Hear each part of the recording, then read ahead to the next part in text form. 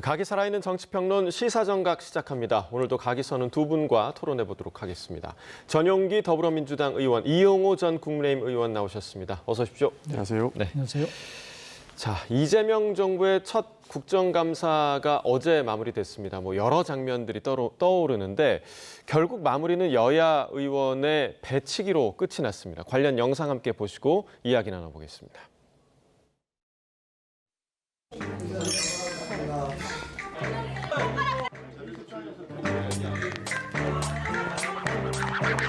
그런데 말이야. 국가보다 지키려고 작전 사는 거야 뭐야? 본인이 지금 작전 짜는구만. 왜 소리 질러? 말 함부로 하지 마세요. 왜 소리 질러? 이기현 의원이 육중한 몸집으로 다가오더니 몸을 부딪히게 되었습니다. 폭력을 행사했다고 하는데 폭력을 먼저 행사한 것은 몸을 던진 것은 송원석 대표입니다.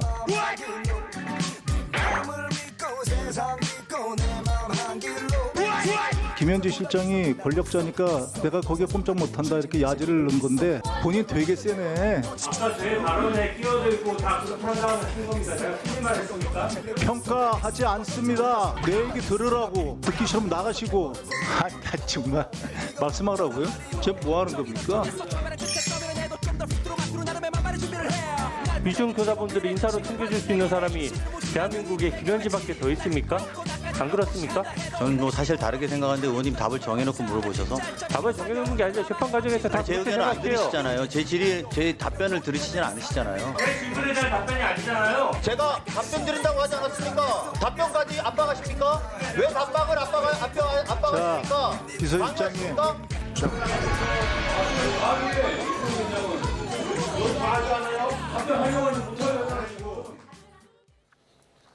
자, 이번 국정감사 기억에 남는 큰 소득 없이 여야의 정쟁만 가득했다. 이런 평가가 상당히 많은데요. 어제 지금 영상에서 보신 것처럼 송원석 원내대표, 국민의힘 송원석 원내대표와 민주당 이기현 의원이 몸싸움을 벌이는 그런 상황까지 왔습니다. 어제 현장에 계셨잖아요. 현장에 있었습니다. 예, 어떤 상황이었습니까? 실제로 김현지 비서관을 부른다라고 하는 공방들이 한 달 전부터 있었죠. 예, 그리고 어저께 있었던 국회 운영위원회 국정감사 때까지 김현지 부속실장에 대한 그 소환 공방이 이어졌었습니다. 그러다가 서로 해서는 안 될 말들이 사실 오갔던 것이고요. 결국에는 정회가 이루어졌는데 정회가 이루어진 과정 중에 송호선 원내대표가 민주당이 국정감사를 방해하고 있다라고 하는 발언을 했고 이기현 의원은 곧바로 국정감사를 방해하고 있는 것은 오히려 국민의힘이다라고 외치면서 예. 나가는 과정 중에 저렇게 배치기의 충돌이 있었습니다. 예. 자, 서로가 지금 먼저 밀었다 이렇게 주장을 하고 있는 그런 상황이고 이기현 의원 같은 경우는 나중에 배가 나온 죄밖에 없다 이렇게 또 얘기를 하기도 했더라고요. 지금 저 상황 좀 어떻게 보셨어요? 저도 어제 저 장면을 여러 번 봤거든요. 예. 근데 이게 배치기 대회라는 게 있으면 누가 이겼을까요? 제가 보기에는 배가 더 많이 나온 이기현 의원이 아마 밀어붙여서 승리했을 거라고 저는 생각해요. 예. 저는 살다 국회에서 배치기는 처음 봤고요. 이번 국감이 참 실망스러운 것은 시작을 사실 김현지 당시에 총무비서관 문제로 출석 문제로 시작을 했다가 결국은 또 이번에 이제 김현지 그 사이에 직책이 바뀌었죠. 이제 부속실장 논란으로 끝난 것 자체가 참으로 국민들이 보기에 불편하고 안타까웠을 거라고 생각을 합니다. 예. 그 과정에서 그 중간에 또 추미애 의원의 법사위 또 지나친 여러 가지 그 대법원 흔들기 이런 것도 좀 보였고 또 최민희 과방위원장의 결혼 문제, 결혼식 문제, 자녀 이런 문제가 갖고 논란이 있었는데요. 국감이라고 하는 본래의 취지가 사라지고 국민들이 보기에 민망한 불편한 이런 장면들이 노출된 것이 참으로 국민들 보기에 힘들었을 것이다. 그래서 이번 국감은 참으로 낙제점이다 이렇게 보고 있습니다. 예. 자, 이제 어제 운영위 국감 마지막 날 계속해서 이제 논란이 됐던 출석 논란이 있었던 김현지 부속실장은 어제 결국 출석하지 않았습니다. 그러니까 어제 오후에 원래 대통령 일정 수행 그렇습니다. 일정이 있었는데 지금 수행도 하지 않고 대통령이 경내 대기하라고 지시를 했다고 하더라고요. 근데 이제 국민의힘에서는 이걸 가지고 또 일종의 치는 거 아니냐 이런 입장을 보이더라고요. 국민의힘에서는 소설을 좀 잘 쓴 것 같습니다. 기본적으로 국정감사에 나와서 증언을 할 때에는 7일 전에 증언 의결을 하게 돼 있고요. 예. 그것이 송달되었을 때 법적으로 증인의 효과가 발생합니다. 그러나 저렇게 당일까지 김현주 부속실장을 요구하는 것은 사실상 안 나오는 것을 알고 있으면서도 정치 공세를 하는 것이다. 이렇게 볼 수 있습니다. 사실 이재명 대통령께서는 굉장히 답답하셨을 겁니다. 김현지 부속실장이 이렇게 악마화될 필요가 전혀 없는데 국민의힘의 정쟁 속에 휘말려서 말도 안 되는 마타도를 당하고 있는 것이 안타까웠을 것이고 그렇기 때문에 괜히 나에 대한 수행을 이렇게 문제 삼으니 본인은 대기하고 있다가 혹시나 국회에서 부르면 나가라라고 지시한 것으로 저는 읽고 있습니다. 예. 그러나 국정감사에서 증언을 하려면 국회의 의결이 필요하거든요. 그러나 그 의결에는 과거에 있었던 윤석열 정부의 6개월에 대한 국정감사와 이재명 정부의 5개월에 대한 국정감사가 동시에 이루어져야 되기 때문에 여야의 증인들을 함께 불러야 된다라고 하는 취지의 협상까지 이루어졌는데 결국에는 불발돼서 나오지 않은 겁니다. 저는 감히 평가하자면 7일 전에 증인 의결할 때부터 김현지 부속실장을 굳이 안 불러도 된다라고 하는 국민의힘의 의도가 깔려 있다고 봤습니다. 왜냐하면 7일 전에 국정감사 증인을 의결하는데 김현지 부속실장의 남편이라든지 그리고 냉장고를 부탁해에 출연했다라고 하는 이유로 JTBC의 사장이나 PD, CP까지 다 부르려고 하는 그 국민의힘의 증인 명단을 보면서 애초에 협상의 의지가 없고 협상의 여지가 없는 분들까지 줄 소환하려고 하면서 굳이 출석을 안 하는 것이 본인들의 정치적 이익에 더 도움이 되는 것이 아닌가라고 하는 판단을 했다라고 저는 추정을 하거든요. 예. 그런 일련의 사건들을 봤을 때는 이것은 굉장히 정쟁적인 요소로 사용될 상황이 굉장히 많았고 결국에 어저께 국회 운영위원회에서도 정쟁적인 요소로 김현지 부속실장의 출석이 요구됐다 그렇게 평가하고 있습니다. 네, 김현지 부속실장과 관련해서는 이제 국내임 뭐 다른 의원들도 다 목소리를 높이긴 했지만 특히나 이제 주진우 의원도 상당히 좀 목소리를 높이는 모습이었는데 또 민주당은 역으로 주진우 의원에게 이해충돌 의혹을 제기했다라고. 왜냐하면 지난 정권 때 법률비서관이었기 때문에 이 대통령실 국정감사에 있으면 안 된다라는 얘기였거든요. 저는 그렇게까지 확대해서 이해 충돌을 문제 삼는 것을 이해하기 어렵습니다. 예. 사실 뭐 지금 주진우 의원이 1년 6개월 이전에 전 정부의 대통령실에서 근무를 한 것이 전부인데 그런 식으로 따지면 전 정부에서 근무했던 모든 공직자 출신의 국회의원들은 국회 활동하지 말아야 돼요. 어떻게 보면 대통령실에서 근무를 했기 때문에 오히려 대통령실 업무에 대해서 충분히 따지고 또 국감에서 실력을 발휘할 수 있는 사람이다 이렇게 평가할 수 있는 것이거든요. 예. 솔직히 뭐 나경원 무슨 뭐 지금 의원처럼 법사위에서 뭐 무슨 배우자가 관련된 지금 이재명 대통령실에서 근무하는 것도 아니고 이런데 이걸 이해 충돌로 얘기하는 것은 이건 정치적인 공세라는 생각이 들고요. 김현지 비서관 문제를 이렇게 키운 것은 어디까지나 민주당입니다. 민주당은 처음부터 총무비서관이었잖아요.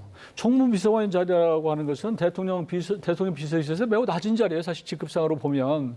그런데 굳이 이것을 총무비서관을 더구나 하는 일 자체가 이 예산을 실질적으로 집행하는 자리이기 때문에 예산을 국감하는 것은 당연히 총무비서관이 당연히 나와야 되는 자리인데도 불구하고 이걸 회피하려고 그랬던 거 아니에요.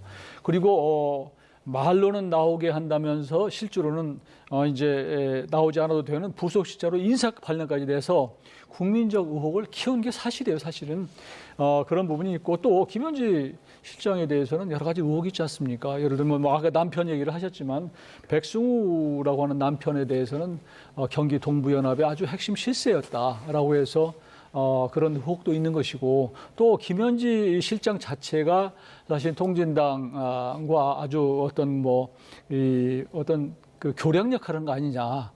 채널 역할을 한 거 아니냐 이런 얘기도 나오고 있는 것이고 또 지난번에 이화영 지금 경기부지사 변호사도 김현지 실장이 얘기해서 사퇴시켰다는 거 아니에요?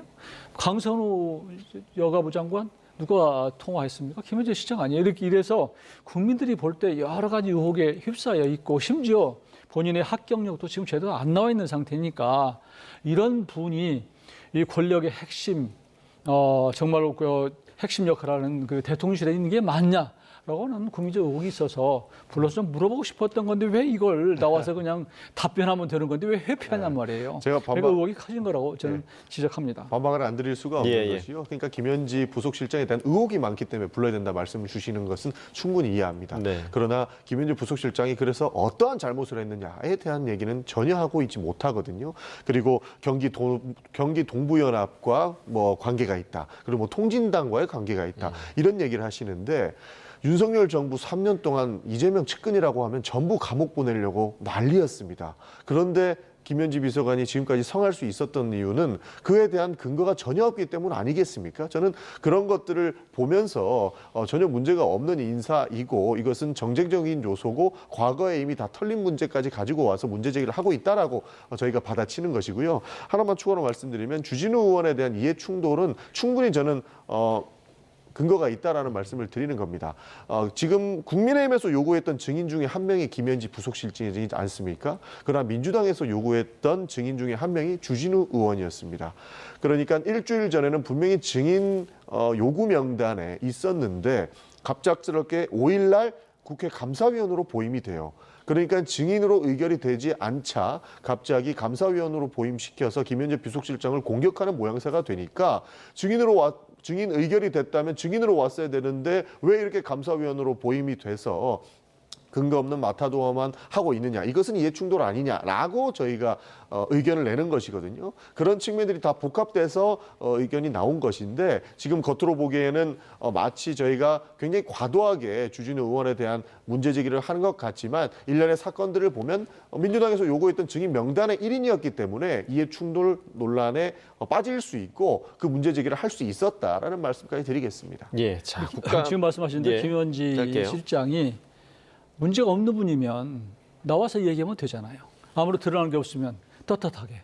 자꾸 예전에 뭐 얘기한 대로 피하는 자가 범인이다 이런 얘기가 있는데 김현지 실장 말로는 나온다는 거 아니에요?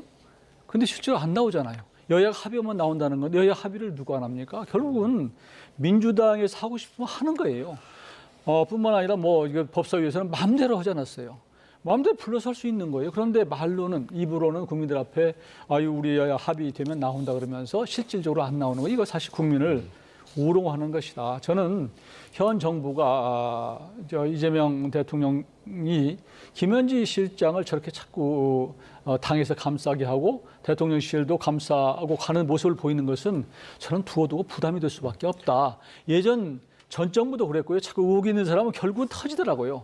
터지기 전에 초기에 어떤 국민적 의혹을 해소하고 정리하는 것이 필요하다면 정리하는 것 이런 것이 정치지 이걸 한없이 감싸고 옹호하고 쉴드 치는 것이 결코 이재명 정부에 도움은 안 될 거다. 저는 그렇게 생각합니다. 그러니까 서로 공방이 있는 문제이기 때문에 충분히 그렇게 말씀하실 수 있다고 봅니다. 그리고 김현지 부속실장을 새롭게 부를 것인가에 대한 수석들 간의 협상이 있었는데요. 김현지 부속실장을 출석시킬 테니 그러면 과거 그 윤석열 정부의 계엄 때 비서실장을 했던 정지석 비서실장이나 여러 분들을 모셔야 된다라는 주장도 나왔었는데 결국 둘 다 못 부르겠다라고 하는 방식으로 합의가 불발돼서 못 나온 것이지 저는 조만간에 김현지 부속실장이 해당 논란에 다 벗어날 수 있는 그런 의견을 밝힐 것이라고 보고 있습니다. 예, 그러니까 국감이 어제 끝나긴 했는데 뭐 지금 계속 이제 의혹에 대해서 얘기를 다시 한번 해주신 것처럼 김현지 부속실장에 대한 이른바 이제 공격이 야권에서 계속 이어질 것으로 보이고 마찬가지로 좀 그런 해명의 절차도 좀 있으면 좋겠다라는 생각이 좀 들긴 해요. 조만간에 해명의 절차가 저는 충분히 있을 수 있다고 보고 있습니다. 예. 굳이 국정감사에서 발언권도 얻지 못하고 오히려 상대방에게 공격받는 방식보다는 본인의 의혹들을 소상하게 해명할 수 있는 시간이 앞으로 남아 있을 것이라고 보고 있고요. 저는 충분히 가능성도 있고 그렇게 될 것이라고 알고 있습니다. 예, 어찌됐든 이제 결론적으로는 그 여러모로 좀 아쉬움이 많이 남는 그런 그 국정감사가 아니었나라는 생각이 들고요. 자, 오늘 나온 여론조사 결과도 이어서 좀 살펴보겠습니다. 갤럽 조사 결과가 나왔는데 대통령 직무수행 평가, 긍정 평가가 63%, 부정 평가가 29%였습니다. 지난주와 비교했을 때 지난주 57%였으니까 6%포인트 대폭 지금 상승한 그런 수치인데 아무래도 에이펙 정상회의의 영향이 좀 컸던 것 같습니다. 그렇습니다. 에이펙 정상회담을 보면서 이재명 대통령에 대한 걱정들이 대부분 불식되었다라고 보고 있습니다. 중도출이 걱정했던 것들은 결국에는 미국과의 관계 그리고 관세 협상 등이 있었지 않겠습니까?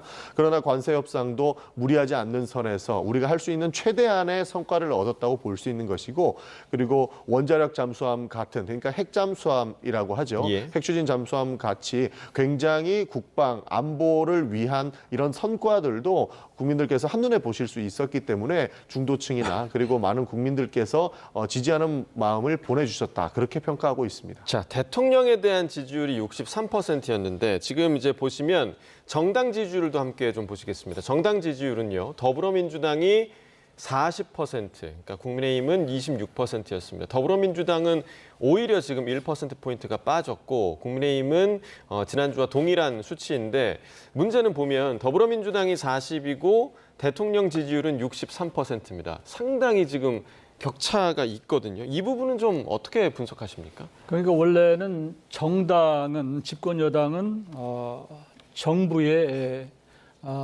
국정 운영이 잘 될 수 있도록 뒷받침하는 역할을 해야 되는데 저 지지도가 무려 23%포인트가 차이 나거든요. 이거 엄청난 부담이 되는 거예요. 이 지점에서 민주당 지도부는 반성해야 됩니다. 그리고 국회 운영하는 데 있어서도 민주당이 어떤 국감을 했느냐, 그리고 법안을 어떤 법안을 처리했느냐 이런 거에 대해서 국민적 여론을 좀 진중하게 진정으로 좀 평가를 해볼 필요가 있다 이런 생각이 들고요. 예. 지금 이런 상태에서 계속하면 결국은 민주당이 국정 운영을 뒷받침하기보다는 국정 운영에 부담이 될 수밖에 없는 상황으로 계속할 수밖에 없다. 네.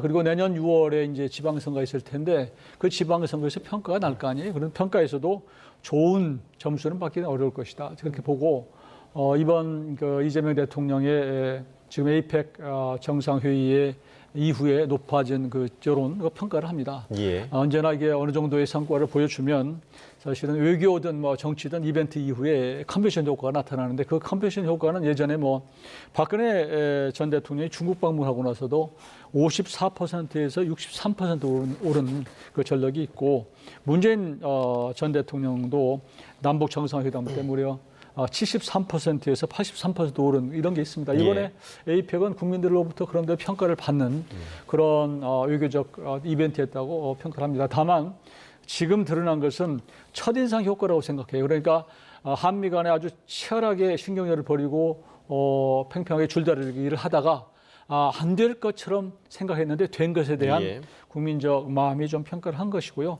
그러나 아직도 좀 들어가 보면 여러 가지 우려스러운 점이 있는 것도 사실입니다. 예를 들면 뭐 조금 전에 말씀하신 핵잠 추진 문제도 원래는 지금 뭐 트럼프 대통령이 미국에서 만들어라 그랬는데 가만히 생각해 보니까 처음에는 핵잠을 다 허용한 것처럼 했다가 나중에 보니까 미국에서 만들면 무슨 의미가 있느냐라고 하는 여러 가지 의문이 제기가 되고 있고 심지어 유성락 실장도 미국에서 만드는 건 안 된다, 한국에서 만들어야 된다 이렇게 됐단 말이에요. 거의 원위치 가다시피 해서 결국은 첫인상은 매우 좋았는데 좀 시간이 가면서 조금씩 재평가가 나올 수도 있겠구나 하는 생각을 합니다. 예, 아무래도 이제 국정 지지율과 정당 지지율의 차이가 어디서 기인하는 것인가? 이제 최근에 불거졌던 뭐 계속해서 불거진 부분이죠. 당정 간의 엇박자 문제.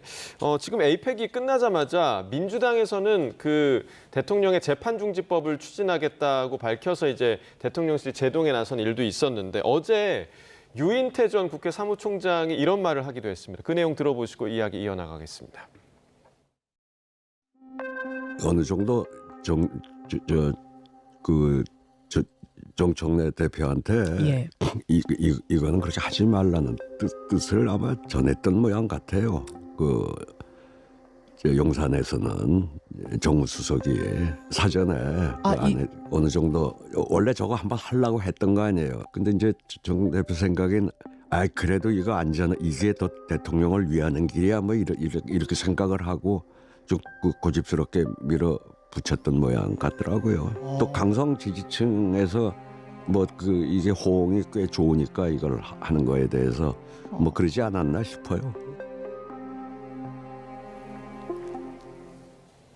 자, 그러니까 이제 유인태 전 사무총장 얘기는 대통령실에서 미리 정청래 대표에게 하지 말라 이런 뜻을 전했는데 정청래 대표가 강행했다는 거잖아요. 그러니까 만약에 이게 사실이면 정 대표는 왜 그렇게 했을까요? 굉장히 많은 현안들 중에 하나였기 때문에 소통이 조금 부족했던 것일 수도 있습니다. 기본적으로 주말마다 고위당정 협의를 통해서 굉장히 많은 안건들을 서로 주고받고 하는 것이거든요. 그러나 굉장히 예민한 문제였기 때문에 의견 정도는 줄 수 있겠습니다만 아무래도 확실하게 당에서 이런 재판중지법이라든지 여러 가지 법안을 준비할 때 디테일하게 대통령실에서 주문하거나 그러지는 않습니다. 예. 그렇기 때문에 정청래 대표도 필요하다고 생각을 했던 것이고 지금 사법부의 이런 모습들을 봤을 때에도 필요성이 충분히 공감된다라고 하는 측면에서 추진을 한 것이지 마치 엇박자를 내기 위해서 강성 지지층의 목소리에 기대서 정청래 대표가 저런 결정을 하지는 않았다라는 말씀 드리겠습니다. 네. 대통령실 입장에서도 기본적으로 갈등의 소지가 있는 것, 정쟁의 소지가 있는 법안에 대해서는 부담을 느낄 수밖에 없는 것이거든요. 그렇기 때문에 비서실장이 직접 나서서 이렇게 우려되는 모습들은 안 보여주는 게 좋겠다. 그리고 애초에 헌법에 보장돼 있는 불소추에 관련된 내용들이 재판에 대한 내용들도 충분히 포함하고 있는 것인데 굳이 해석을 달아서 할 필요는 없다라는 의견까지 내면서 이 사안들을 정리했다라고 보고 있습니다. 예, 그러니까 그동안 그런 엇박자가 났던 현안들에 대해서 대통령실이 이렇게 세게 얘기한 적이 많이는 없었는데 이 재판중지법 사안과 관련해서는 강훈식 비서실장이 나와서 대통령을 정쟁에 끌어들이지 말아달라라고 얘기를 했고 어제 운영위 국감에서도 강훈식 비서실장 답변을 할 때 이게 여당에만 얘기한 거냐라고 했을 때 야당에도 함께 들으라고 얘기를 한 거다. 이런 답변을 했어요. 대통령실이 이렇게 강하게 나온 이유가 좀 어디에 있다고 보세요? 그러니까 지금 강훈식 실장 얘기는 야당에도 들으라고 했다고 한다면 실제로 우리가 재판중지법에 대해서 대통령이 그렇게 관심이 없다. 국정 운영에 더 관심이 있지 아니다. 정쟁에 중심이 되는 건 반대다. 이런 뜻으로 얘기했었겠지만 이번 그러니까 재판중지법을 힘있게 밀어붙이려다가 결국은 접은 그 과정이 사실 민주당으로 봐서는 참 뻘쭘해요. 사실 민망한 그런 모습을 보여주긴 했는데 처음에 시작된 시점은 뭐 잘 알다시피 대장동 일당에 대해서 중형이 다 선고된 다음 날이었단 말이에요. 예. 그때 아마 제가 보기에는 그 정청래 대표가 이재명 대통령의 속마음을 헤아려서 재판중지법을 밀어붙여서 통과시키는 게 내가 충성하는 길이다 이렇게 잘못 판단을 했거나 아니면 머리가 나쁘거나 뭐 이럴 거라고 저는 생각해요. 예. 그런데 저는 대통령의 입장이라고 한다면 사실 사법 리스크라고 하는 얘기가 자꾸 나오면 이게 이슈화가 되면 에이펙 이제 해가지고 조금 전에 여론조사에 나왔지만 63%로 높이 올라갔는데 국민들이 굉장히 좋아하는데 이런 시점에서 자꾸 코끼리를 생각하지 마 이런 얘기 있잖아요. 이걸 얘기를 하니까 얼마나 기분이 나쁘겠어요. 이런 측면 하나가 있고 또 한 가지는 재판중지법이라고 하는 것은 역으로 뒤집어 보면 재판은 곧 재개된다는 뜻이거든요. 지나가면. 예. 그러니까 대통령의 입장에서는 재판이 재개되면 안 되는 거예요, 이게. 그래서 본인은 아주 근본적인 처방을 하고 싶은 거예요. 그러니까 아예 공소취하를 하거나 아니면은 처음부터 이 문제가 그 문제가 안 되도록 뭔가 근원적인 처방을 하고 싶은데 이걸 미봉으로 덮어놓는 건 아니다라는 생각 때문에 저는 그런 마음들이 아마 강훈식 실장을 통해서 전달이 된 것이다. 저는 그렇게 봅니다. 예. 자, 이번에는 국민의힘 이야기도 좀 나눠보겠습니다. 국민의힘 장동혁 대표 어제 5.18 민주묘지를 참배하러 광주를 찾았는데 시민단체의 반발에 막혀서 결국 무산됐습니다. 어제 모습 그리고 오늘 아침 국민의힘 입장까지 같이 들어보겠습니다. 네가 여기가 어디라고 하가네! 장동혁 물러나! 나오세요 이제. 뭐 하는 거야? 나 어디지 장동혁 같은 잡자가 지금? 국민의힘은 그동안 5.18에 대해서 여러 차례 진정성 있는 사과도 했고 저희 강령에 5.18 정신을 계승한다고 명시되어 있습니다. 그럼에도 불구하고 저희들의 진정성이 아직 다 전달되지 않은 것 같습니다. 저희들의 마음이 전달될 때까지 끝까지 최선을 다하고 노력하겠습니다.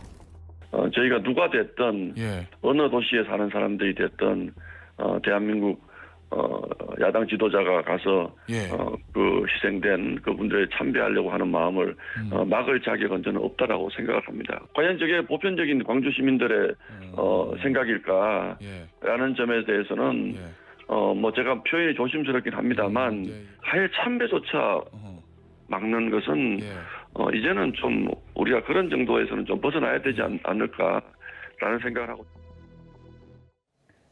네, 어제 장동혁 대표의 광주 방문 같은 경우는 이제 지난번 한덕수 전 총리의 모습이 또 다시 한번 오버랩되는 그런 측면도 좀 있고요.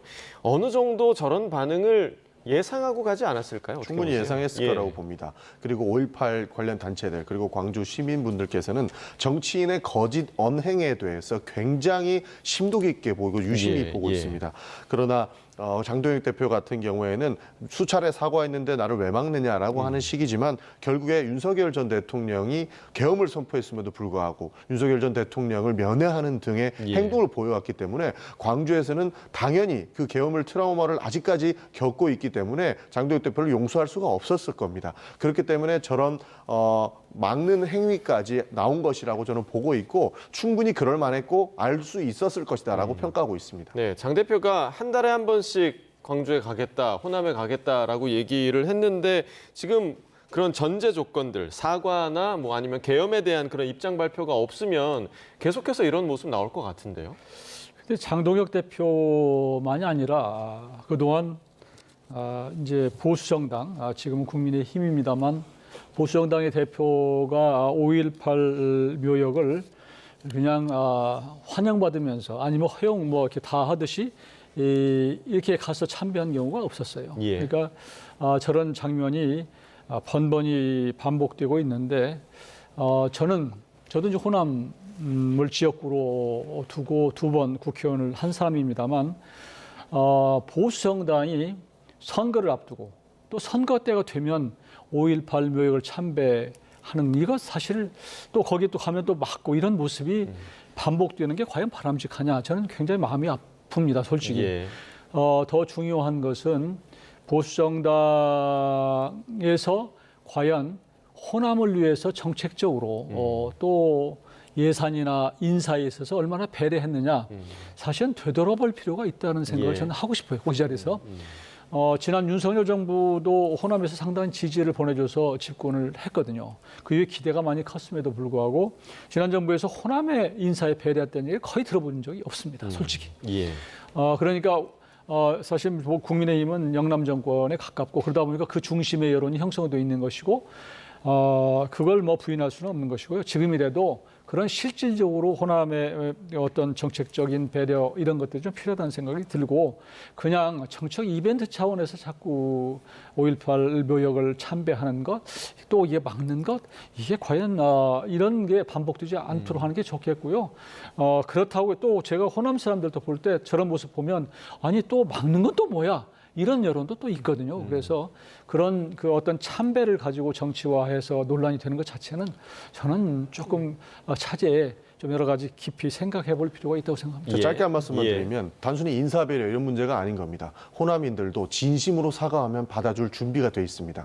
과거 전두환의 손자도 진심으로 사과했기 때문에 받아들이고 그들의 사과에 동조를 했었거든요. 그러나 장동혁 대표는 진심 어린 사과를 하지 않았습니다. 그리고 윤석열에 오히려 동조하는 모습을 보였기 때문에 용서할 수가 없었던 것으로 저는 보고 있습니다. 근데 이제 그게 조금만 더 붙이면 진심으로 사과했다 이 여부 문제 못지않게 호남에서 보수 정당을 사실은 용인하지 않으려고 하는 분위기가 있는 것도 사실이고 또 민주당은 그런 기류를 활용하는 것도 사실입니다. 그렇기 때문에 단순히 예를 들어서 장동혁 대표 그럼 내가 이렇게 했다고 해서 그다음에 5.18 묘역에 가면 환영하느냐?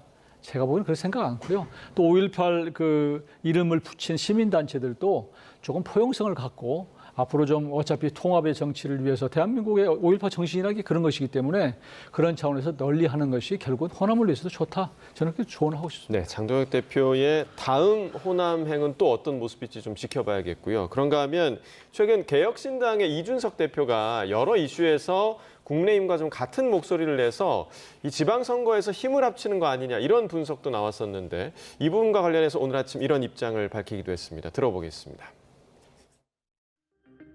개혁신당이 이중대가 되는 것이냐 이런 식으로 이야기하는 경우도 많고 그래서 사실 저희는 완주할 것이고 저희는 저희만의 방식으로 선거 치를 것이고 오세훈 시장 개인과는 사실 한 팀인 것처럼 느낄 때가 많다. 정책적 스탠스도 비슷하고 그렇게 하지만은 오세훈 시장도 당인이고 저도 당인입니다. 그렇다면은 그 안에서 개인의 의견보다는 때로는 당의 구도가 영향을 미칠 수도 있는 거거든요. 저는 오세훈 시장 같은 분이 더 잘 됐으면 좋겠어요. 네, 사실 지난 대선에서도 이제 완주를 했고 이번 지방선거에서도 완주할 거다라는 입장 그리고 또 오세훈 서울시장에 대한 힘을 실어주는 발언도 있었네요. 네, 저희는 근데 국민의힘 이중대라고 보고 있습니다. 그냥 국민의힘은 아직 윤석열을 못 버린 국민의힘이고요. 개혁신당은 윤석열을 버린 국민의힘이라고 보기 때문에 저렇게 완주 의사를 밝힌다고 하더라도 나중에는 물리적으로 합쳐질 수밖에 없는 정당이라고 평가하고 있습니다.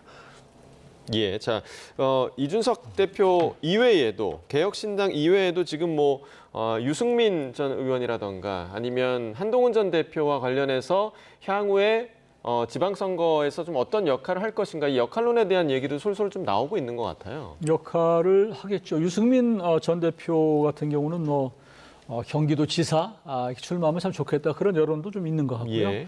또 그럴 만큼 사실 어려운 정치 과정에서 본인도 많이 어려움을 겪고 지금은 좀 이 탄핵 이후에 조금 어떤 역할이 주어지는 게 좋겠다는 여론도 꽤 있습니다.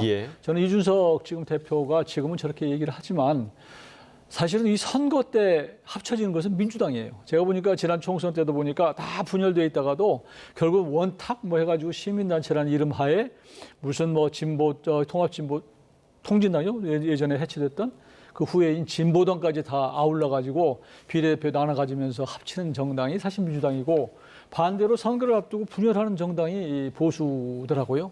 그래서 이번 지방선거에서는 저는 좀 합치는 것이 어떤가 하는 여론들이 꽤 있고요.